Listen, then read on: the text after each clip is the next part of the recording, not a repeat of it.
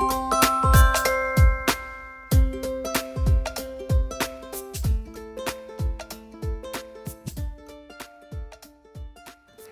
name is Javier Manzanares. I am the chairman of the board of IASE, the International Association for Sustainable Economy. I am also the deputy executive director of the Green Climate Fund, the GCF. IASE's main objective is to educate, train, certify and motivate professionals within the ESG context all throughout the world. Environment, social and governance, those are the three pillars of the ESG, and those are very specifically the demands that are coming from communities and society at large to gain sustainable development economies. All of these elements are being demanded by our society when we consume products, when we reach out to suppliers, when we go all within the value chains. ESG is the critical element. Please come join us. Be part of this innovative initiative, IASE. Thank you. Good morning, gentlemen, and welcome to this IASE Africa review. I've got with me three gentlemen on the panel who will form a part of this discussion. I'm going to start off the conversation with Mr. Karim Zudi, who is from the Secretariat of IASE. And now, Mr. Zudi, I shall hand over to you if you will just share a few words with us before I commence the questioning. So thank you very much, Ms. Inca. Thank you very much, Mr. Godfrey N.T. and Professor Mervyn King. It's a real pleasure to share with you this panel. As you know, IASE initiative has been launched at the very beginning of July. Our first ever PR campaign has been launched also July the 20th. So what we are talking here is we are a newborn entity, let's say a startup with 26 countries members, covering a potential population of 4 billion citizens. And we are now discussing the addition of 3 new members in our community. So before even having launched the first examination, we are going to have 29 countries. So this is a clear signal that the market is in need of getting education, tailor-made education on ESG in a basic level, in a democratic level, worldwide, sharing common and international standards in all geographies, but being implemented by local professionals having the local knowledge.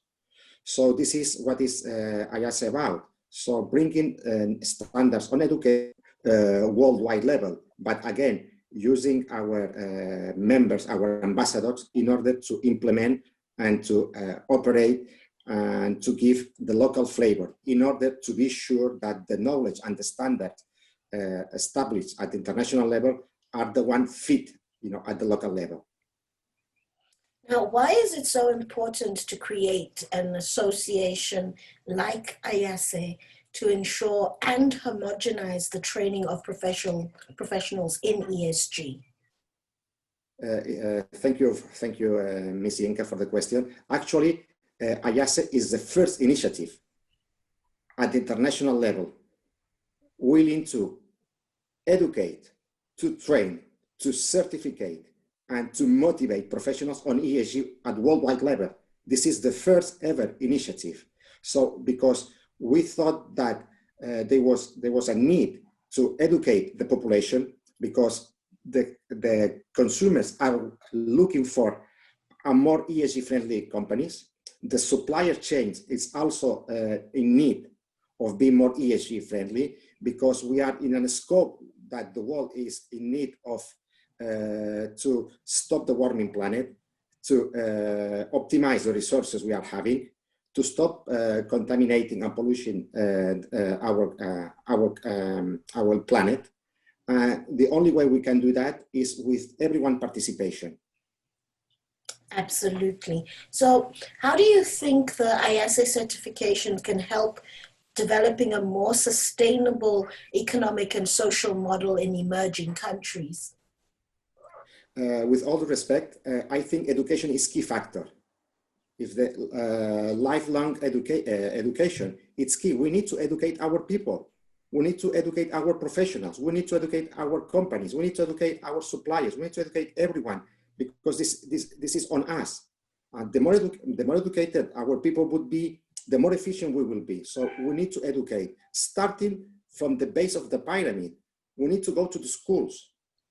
We need to go to the public sector. We need to go to the private sector, financial sector, and other sectors. We need to go in all the geographies, because if we don't go in that way, if we don't get involve everyone, I think we are not going to succeed in these very challenging times we are facing, and trying to implement the United Nations 2030 agenda, to trying to implement the 17 ODS. So this is a worldwide challenge, and everyone is talking about this, and every country, every company, every society, it's online, and this is the right moment. This is why we thought that creating this initiative and having Mr. Godfrey MT as one of the main promoters, it's key. And let's talk about the role of Africa. IASE cannot be international without having Africa point of view. IASE cannot be international without having South Africa implication in this project. So again, the emerging countries are going to be a key role, but using local people with local knowledge, with good reputation. And after that, Professor Mary King is going to take the floor. And we need people with this highest caliber in order to gain credibility and to pass the right message to the local people. But yes, indeed, the emerging market would be one of the key countries. Thank you very much for that response. Professor Mervyn King, as an advisor, arbitrator, and mediator who is internationally recognized as an expert on corporate governance and sustainability, what would you say makes an organization such as IASE necessary and relevant? Well, if you go back to the middle of the 19th century and the whole of the 20th century into the 21st century, unfortunately, the era of corporate leaders was to focus on increasing the wealth of shareholders. It was the primacy of the shareholder. And that was the financial capital model underpinned by the primacy of the shareholder. And the understanding or the principle was increase the wealth at the top, and it would trickle down to the impoverished at the bottom. It never did. The trickle became treacle, and it stuck at the top. And in fact, the whole thing exploded in 2008. And consequently, the Coalition for Inclusive Capitalism was formed in 2009. And inclusive capitalism is the opposite of exclusive capitalism. Exclusive capitalism was the primacy of the shareholder model, where directors were acting to increase the wealth of shareholders. And instead of acting to ensure the long-term health of the company. So wealth of shareholders compared with the health of the company. Now, the company is an incapacitated artificial person that has no heart, mind, soul, or conscience of its own. It has its mind and its thinking process and its conscious from its corporate leaders, the directors. If the directors are not conscious corporate leaders, the company is going to act incorrectly, but society's wrath turns against the company instead of turning against those leaders who are the mind and conscience of the company. Because of the primacy of the shareholder model, the Milton Friedman doctrine, and I paraphrase, that the sole purpose of the company is to make profit without deception. Without Professor Friedman, and even if the company was making its product having an adverse impact on the environment, was that all right, as long as you increased the profit?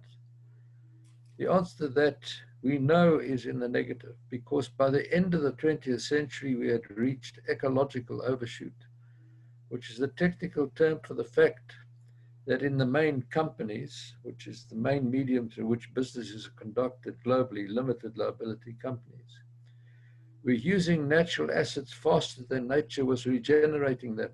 Clearly not a sustainable matter. And so we had to rethink of the corporate model in the whole governance architecture of the company. And so you got sustainability reporting starting at the end and the beginning of the 21st century. At the beginning of the 21st century, I was chairman of the United Nations on Governance and Oversight and learnt about sustainability from agencies such as the United Nations Environmental Programme, the United Nations Community on Trade and Development. And my job as chairman of this eminent persons group, as the United Nations called them, was to reorganize the governance and oversight of all these agencies in the United Nations. And at the same time, the makeup of the market capitalization of companies, because of expedited research through the third industrial revolution of the 60s and 70s, the computer age, we were able to expedite research which showed that only about 20% of the market cap of iconic companies listed on the great stock exchanges of the world were expressed as additives in a balance sheet according to financial reporting standards.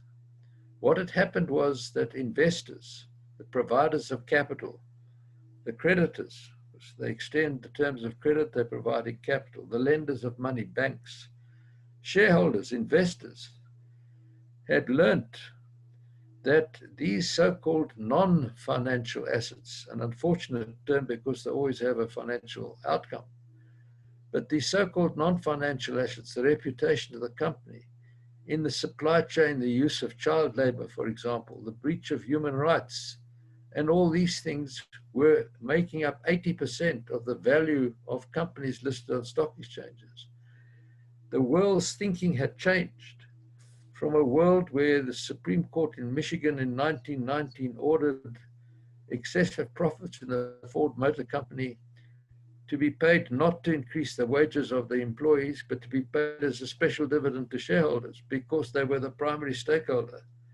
If a court had to make that order today, there would be a social outrage over it. So society has changed. The real activist today in companies is not the shareholder activist, it's civil society. Because society wants to know that the company is actually adding value to society. For too long, the bottom line profit has been subsidized by society and the environment.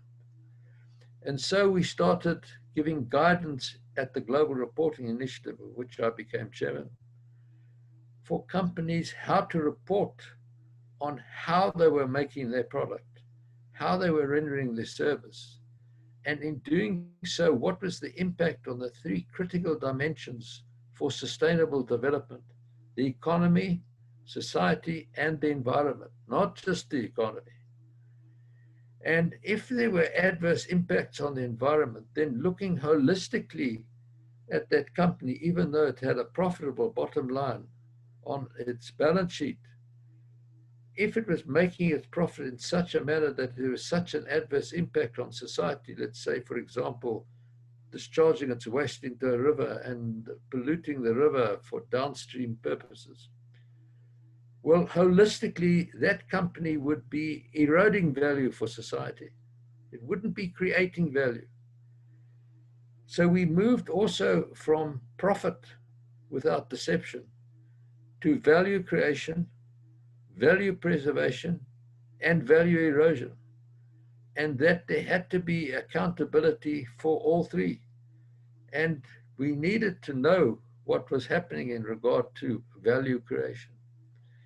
In consequence, at a meeting at the United Nations in about 2009, the International Federation of Accountants, the World Bank was there, and other international bodies, said that we have to admit, we have to concede that financial reporting, although critical, is no longer sufficient for directors to discharge their duty of accountability, because you're only reporting on 20% of market cap.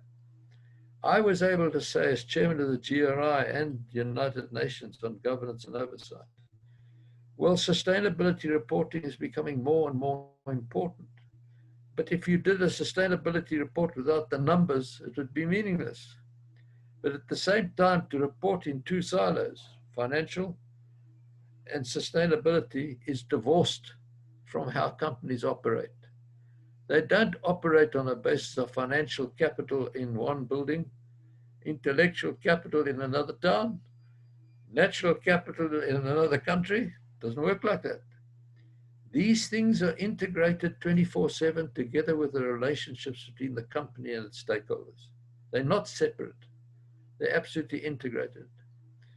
And there was general agreement between international bodies on this, and this led to the formation of the International Integrated Reporting Council in 2010. And it took us 2.5, 3 years working with iconic companies around the world, Nestle, HSBC, Apple, Microsoft, SAP, Nestle, Unilever, and over 60 professionals around the world to get input as to how do you deal with this complicated financial report, where international financial reporting standards are all, of course, historic, but also had become incomprehensible to the average stakeholder. It become so complicated. The other problem was, because of the internet, there was a plethora of information coming into companies about sustainability issues. And directors had to decide what was pertinent and relevant to the business of the company. And to complicate matters further, in America, they started Sustainability Accountancy Standards Board. So you now had two bodies, the GRI and SASB, issuing guidelines which became standards on sustainability reporting. Add into that mix, into the what I call the ESG cluster, the environment, social, and governance issue, TCFD, financial disclosure on climate change issues, critical. So if you look at the reporting system at the moment, imagine a house, a simple house with two windows, one on the left, one on the right, and a roof. On the left are the financial disclosures. Now, as you all know, there are two main financial reporting standards in the world, IFRS and US GAAP. US GAAP falls under Financial Accounting Standards Board in America, which is a creature of statute, which has to report the Securities and Exchange Commission, and on top of that sits Congress. So for the FASB to start collaborating with the International Accounting Standards Board on financial reporting standards will not happen in the next 20 to 30 years, in my judgment. So you're still going to have two standards of financial reporting. So we moved to the ESG cluster. 2 years ago in London, I made a public speech when we could still have people in an audience before COVID arrived. And members of the GRI were there, SASB, FASB, IASB, World Bank, many people in the room. And I said, framework providers in the ESG cluster who see themselves as competitors when dealing with matters of public interest, it's a social outrage because they want the same public good outcome.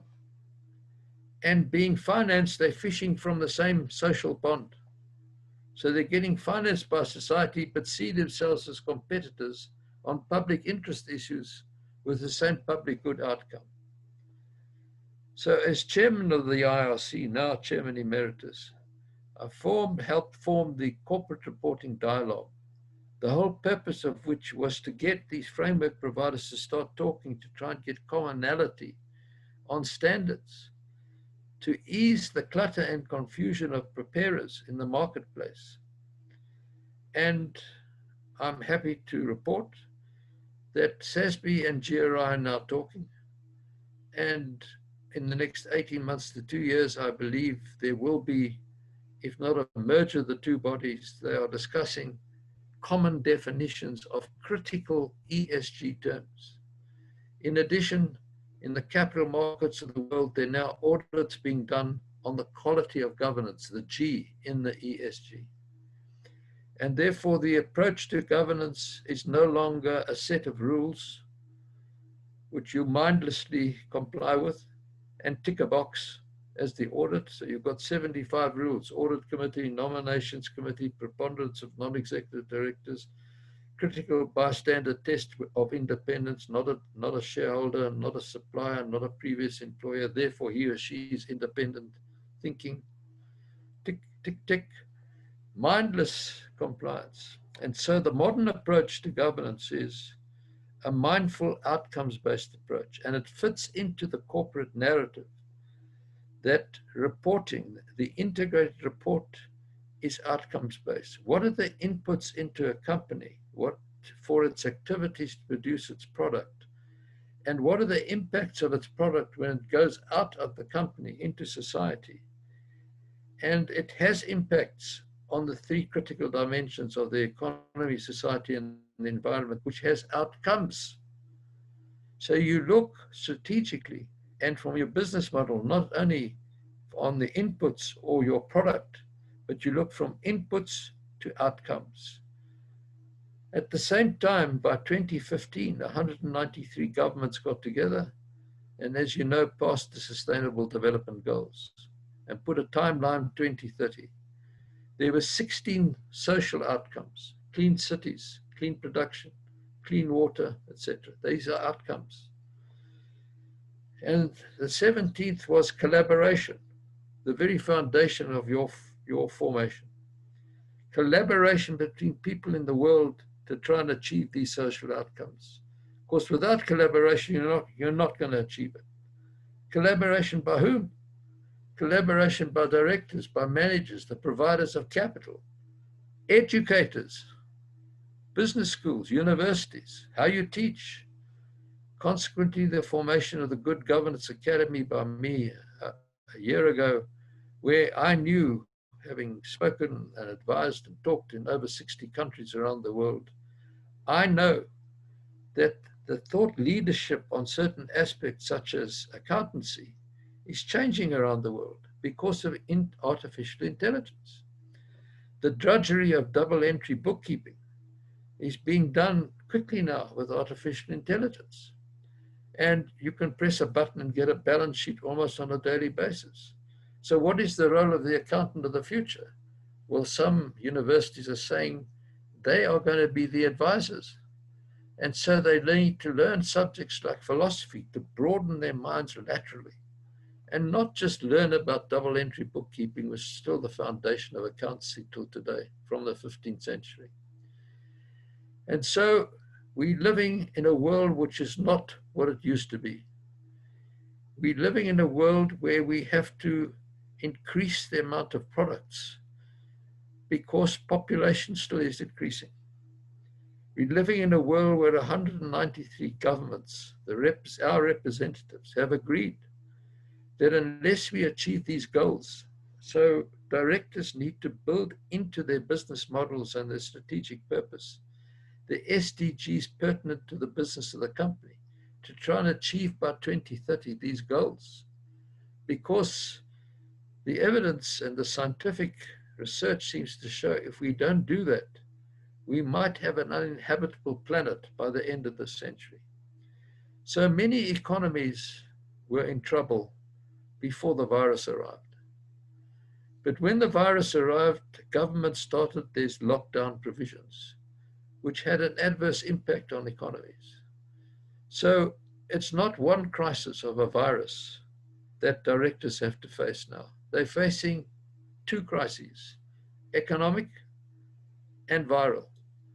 And consequently, at the beginning of this year, I coined the word coronanomics, that directors have to think that in order to get the company to survive in this coronanomics crisis, they have to think short term, but they can't forget the long-term health of the company.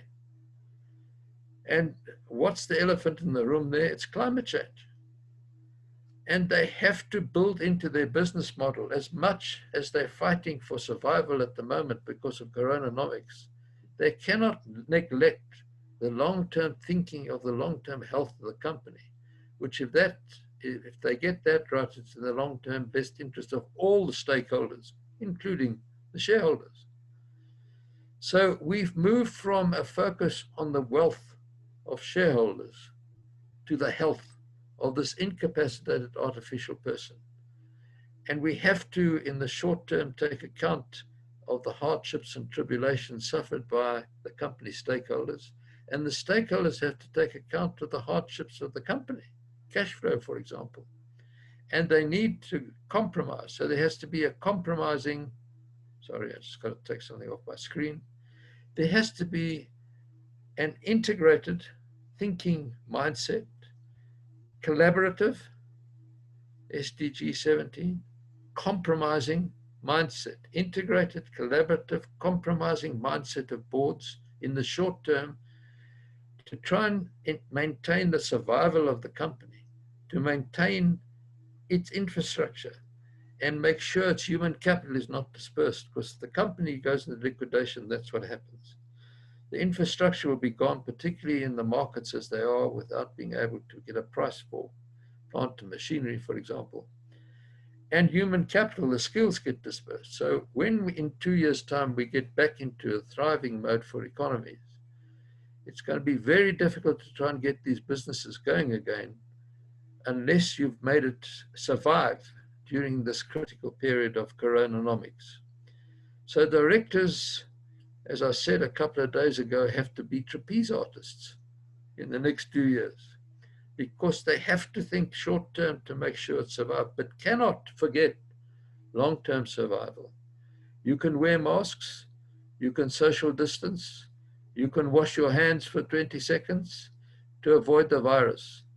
None of that will help you in making decisions in the best long-term interest of the company, will help with climate change in 2-3 years' time if we get to that 2 degrees centigrade increase in temperature. We've seen the monsoons happening in India as I'm speaking to you over the last few days. The streets in Pakistan, in Karachi, I know Karachi, I've been to Karachi. They're rivers. And what happened with the wildfires in southeastern Australia in December, January, I happened to have been there. I suffered, I saw what was usually a blue sky was dark, black, and you couldn't breathe with the particles in your lungs. Firemen put the fires out in the trees and the bushes, bushfires in Australia, and the temperature went up to 44 degrees centigrade one day, and the very roots started flaming again from the heat. That's what is going to happen. Bridges will start melting, bridges will topple, infrastructure is going to collapse because of the overheating. And companies have to plan for it. As I said, we've got to be trapeze artists. Absolutely. So the formation of your organization is critical. The formation of the Good Governance Academy is critical, and I'm happy we've agreed to associate and collaborate. The whole purpose of the Good Governance Academy, I get the best of thought leadership to present on critical issues like effective leadership. And I spread that by giving it to you free of charge, and you give it to your members. So people know what is happening and how best to think about these critical issues that we're facing in the interest of the planet. As I say, I've said before, there's only one planet, and there's only one plan. Yeah. There's no plan B. Thank you very much, Professor King, for your answer to the question. Much appreciated. Now, Godfrey, over to you. How would the work of IASE and IASE South Africa matter to the different stakeholders that it plans on working with around Africa?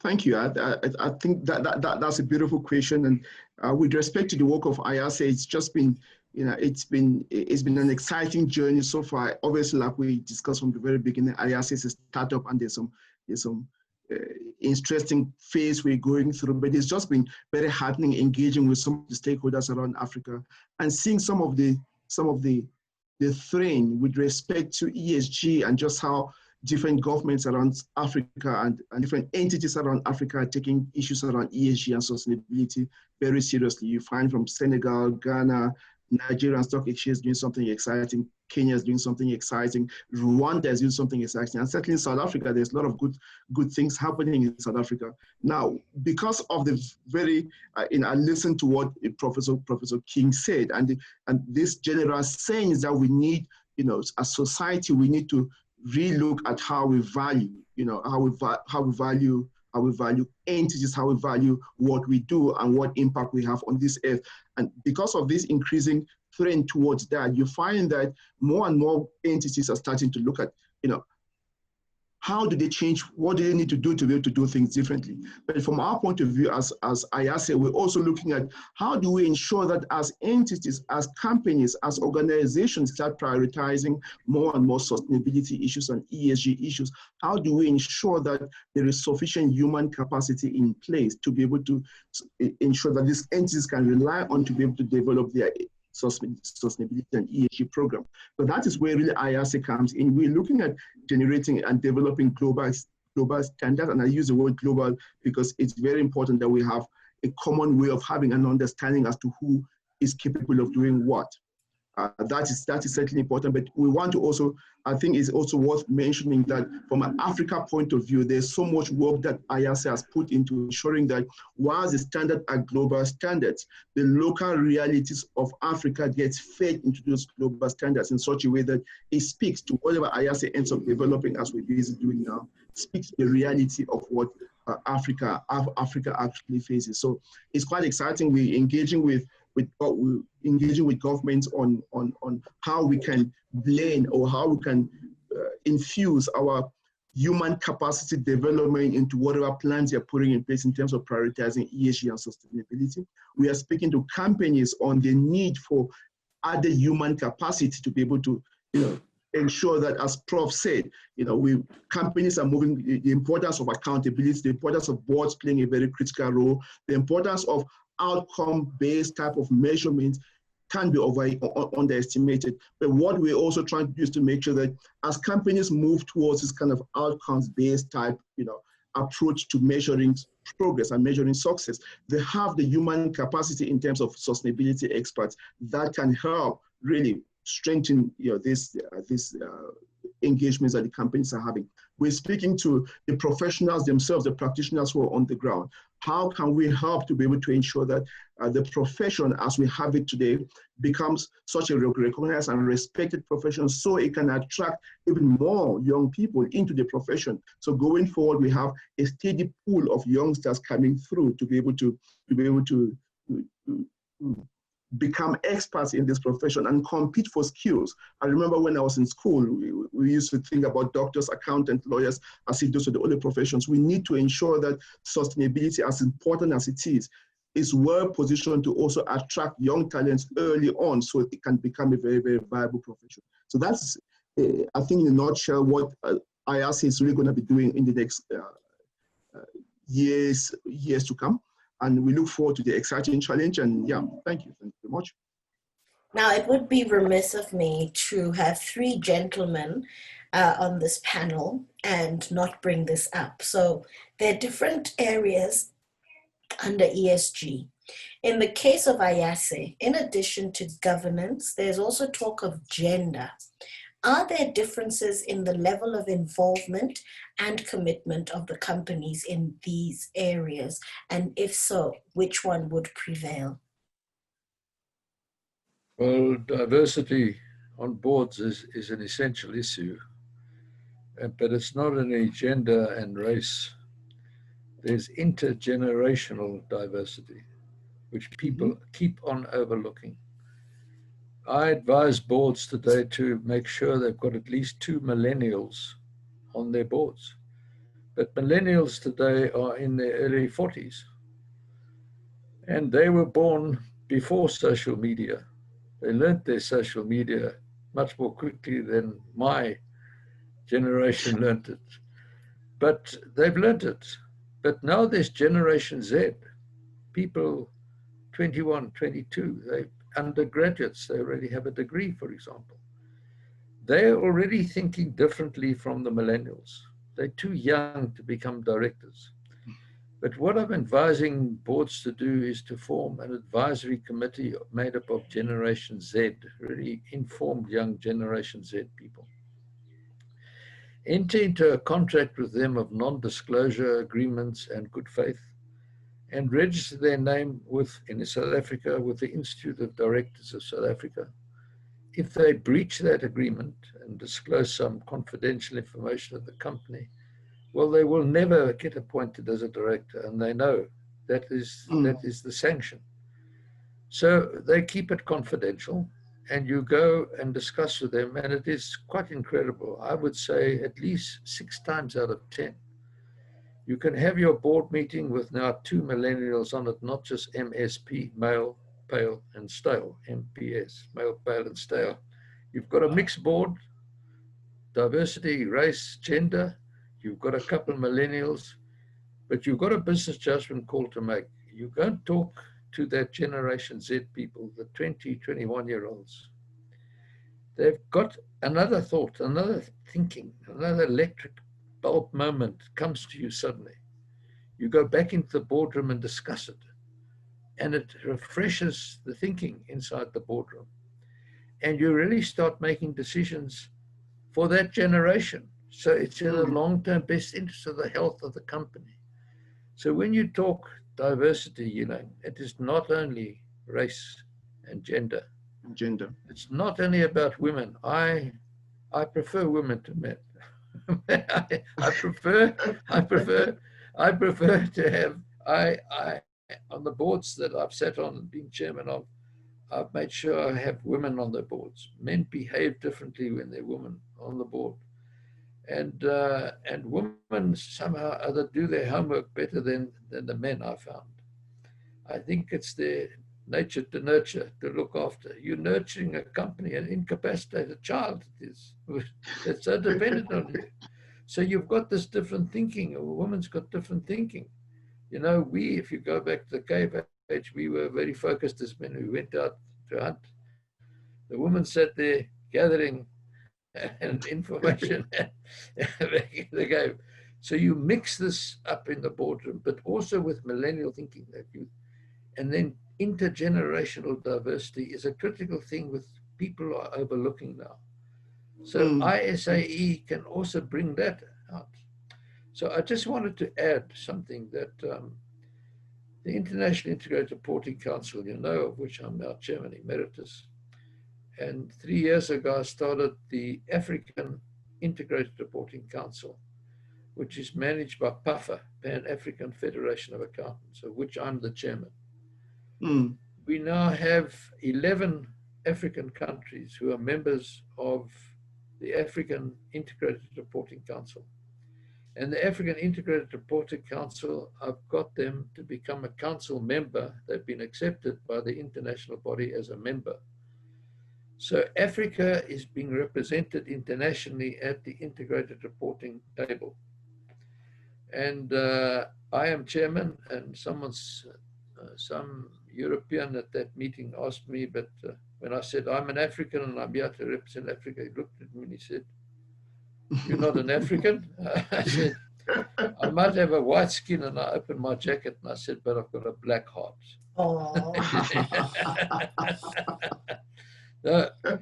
So anyway, I'm the chairman of the African Integrated Reporting Council, and I work closely with the Pan-African Federation of Accountants. So that's something, Elaine, keep in mind as well. I can put you together with them because it's actually public interest issues, and you're working with the same public good outcome. You want people to be informed. Yeah. Absolutely. So Karim, your take on that question, because it was put out to all 3 of the gentlemen. Well, it's a little bit challenging now, my intervention after listening to Professor Mervyn King. By the way, personally, I completely agree with him. What I would say is we need more soft skills rather than hard skills and technical knowledge. Technical knowledge, I think it has to be a base. I completely agree on we need to have a soft transition between different generations. I agree with the challenge that the millennials are bringing to the governance bodies, NGOs or non-NGOs bodies, in reference of experience, skills, be enough mature, no, to contribute to the adding value to the board. As the Torah says, for each problem there are end solutions, no. So what the youngest can bring to us is another approach in order to face the same problem. So at the end of the day, what we try is to enrich the positioning and to have more options in order to add value to the board of directors and to the company. Regarding the gender issue, which is under the sustainable pillar of ESG, I would say in some countries are more developed than in others. But again, if we see the full picture, I cannot add more than what Professor King has said. Thank you very much for that, Karim. Thank you. Now, Godfrey, I'm going to take this over to you. Okay. I would want you to tell us briefly what the perception of ESG is in South Africa specifically and in Africa generally. Okay. Now, I think there's been there's a clearly unmistakable sign of ESG and sustainability moving from what used to be an alternative way of looking at things to becoming more the mainstay. Now, it is certainly not where it needs to be. It's certainly going in the right direction. Some parts of the world are more advanced in that regard. But I think the fundamentals are really there for in Africa. Now, remember that for a vast majority of Africans, their livelihood is directly tied to natural capital. They survive, their day-to-day depends on, on what comes out of the environment and the space that they live in. We also know that in no other continent do we have this wide gap between rich and poor compared to Africa, where there is, to the extent that there is growth in some of the African countries, you find that the gap still gets wider and wider, which means there's issues around equitable distribution of wealth, the point where it benefits more and more Africans. So these fundamentals are there, and because of these fundamentals, issues around ESG, rightfully so, are becoming more and more important. You find that globally, there's growth in ESG and sustainability funding pools. And I mean, if I look at the most recent statistics, we've had something like a doubling of capital flowing into ESG funds, from something like 13 trillion to something close to 30 trillion over the last 7 or 8 years. Now, with this growing pool of funds into ESG funds, I think African countries are starting to realize more and more that this could be a wonderful opportunity to put themselves in position to tap into this funding to be able to use to fund their own economic growth in a way that becomes more sustainable growth going forward. Now, across Africa, I think I mentioned earlier on, across Africa, whether you look at Senegal, you look at Ghana, the Bank of Ghana has done some exciting things with respect to sustainability reporting for banks in Ghana. Nigerian Stock Exchange has also done something exciting. I think last in 2018, they put out a sustainability reporting standards for companies. For their companies, I think that takes effect in 2021. You look at South Africa. South Africa has played a huge. I mean, I think whether it's Johannesburg Stock Exchange, which has really been a forerunner with respect to developing a sustainability reporting index, as far back as 2004. But it's also good to see that far more recently, they've actually upgraded their green bond segment to a full sustainability segment in response to more and more investors looking for sources of generating funds that are tied to sustainability and ESG and ESG mandates. Now, I think, for us, once we look at some of these things, and we're quite excited to know that Africa is starting to take issues of sustainability and ESG more seriously than before. We also note that some of the bigger entities or some of the stock exchanges around Africa are playing a leading role. And we know that, often the biggest entities, I would say that the smaller entities, the small and medium-sized entities that tend not to be listed on the stock exchange, but yet play a very critical role in terms of livelihoods, in terms of employment, in terms of making a difference to the society and the communities that they operate in. There's a lot of work that still needs to go in there. So whilst the stock exchanges are taking the lead, and we've seen that it looks very exciting, we expect to see maybe more government action in terms of prioritizing and getting that whole critical segment of small and medium-sized enterprises to also start looking at issues around sustainability, not because they are required to report on or not because they are required to do so, but because it's the right thing to do. That message needs to go a little bit more across the board than we have it right now. So that is, I think, a quick snapshot of where we see sustainability in Africa, and we're quite excited about that trend.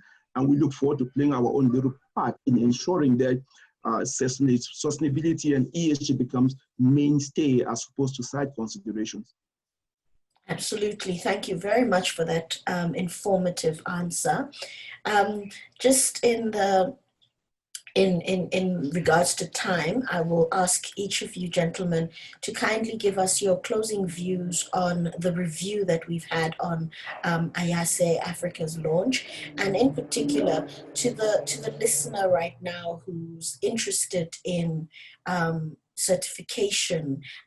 What would they need to do, and what would that look like? I'll ask that question of both yourselves, Godfrey and Karim, and then I will ask Professor Mervyn King after that to wrap up for us. So Karim, I'm interested in IASE certification. Where do I go? What do I do? Okay, thank you. I think all the potential people interested on getting our certification and also get trained have to visit the IASE website. And for those based in South Africa, they have to visit the South Africa section. There they will find all the basic information in order to get all the materials, the e-learning platform, and then after the board of directors of IASE that is going to take place September the 15th, after that we will announce the exams schedule and calendar for 2020 and 2021. The most important thing is IASE is using technology in order to provide education and certification and long life learning through online tools in the local language. That means the only requirement in order to get education and to get certified is having a wideband, having internet access, and a telephone device, not even a computer, not even a tablet. So we are technology friendly because we think the only way to escalate ESG, the only way to arrive and provide services in all the corners in the world, technology has to be the base of our strategy. And we are working in that way. Absolutely. Godfrey, please. Thank you. Thanks very much. Hopefully in the next 2 weeks or so after the board meeting, like my colleague just said, we're going to put out some kind of timelines on when our stakeholders can expect things to happen. There's a lot of footwork going on behind the scene at the moment. But like my colleague just said, the website is IASE, which is IASE-certifications.com. I'll repeat, IASE-certifications.com. If you visit that website, there's a lot of information there. We're going to keep you updated as what is going on. But for those who are, for the interested parties who are out there right now, we want to please go to this website, drop us an email, give us your email address so we know that you're interested, so we can keep you up to date as to what is going on. We want to be in touch, so start letting us know where your interest is, and I'll also use the opportunity to say, because we're a young organization, we're looking forward to bringing as many people into the fold as possible, including volunteers. we're quite open. We've been very hard. I've been very heartened by the number of people who've showed up on LinkedIn and contacting me on the phone and email address to say, I wish to be involved. Please just let me know. I've got this skill set. I want to be involved one way or another. We'll welcome those opportunities, and we're trying to match the skill set that they bring to the opportunities that we have. So please keep them coming. We look forward to engaging with you going forward, and certainly we look forward to really shining a light on what I think it really is the most important profession as we go into this, what has really been a turbulent corona period. But as we try to rebuild the global economy, it's a wonderful opportunity to rebuild and rebuild better. And this profession of sustainability and ESG will be very, very vital to be able to achieve that outcome and make humanity better off. Thank you. Professor Mervyn King, we've come to the end of our review. We would appreciate a few words just in closing of the session. Over to you, Professor. Thank you very much. The concept of inclusive capitalism is the way to close the gap between the wealthy at the top and the impoverished at the bottom. Because if every company on the African continent in the next 2 years, the board actually got that mindset shift to make sure the decisions they make was to create value in a sustainable manner and make decisions in the best long-term interest of the health of the company, it will start improving the lives of all the stakeholders. So, for example, if you change the way the company makes its product so that it has a positive impact on society and the environment, you're going to start improving the quality of lives of people in a country. Let's assume it's Ghana. I'm just taking one of the African countries. It's much more beneficial to the people of Ghana than US aid, because you'll get money and you might have corruption with that money. It may not go for the purpose it was intended. You all know what happens with aid. But if you get that change of mindset shift and you're actually practicing this inclusive capital model, where you incorporate into your business model the SDGs pertinent to the business of the company, you build in that ESG and you make sure that your strategic purpose, your strategy, is directed at these 3 critical dimensions for sustainable development, because that's what we want in Africa: the economy, society, and the environment. If we get that, we will improve the quality of lives of our brothers and sisters on the African continent. Absolutely. And integrated thinking is absolutely critical in all this. So I think the IASE has got a huge role to play, and you can work with the Good Governance Academy, which is getting the best of thought leadership to spread amongst all of us on our continent. And you can work with PAFA, you can work with the African Integrated Reporting Council. We all need to work together because we've all got the same public good outcome. We want to improve the quality of lives of our people on this continent, and we can do it. Indeed. Thank you. Thank you very much. Thank you very much, gentlemen. Thank you for your time. Thank you for coming together and having this review on the IASE launch. And that's it from us. Thank you very much. Thank you very much. Thank you. Thank you very much. Thank you. Thanks.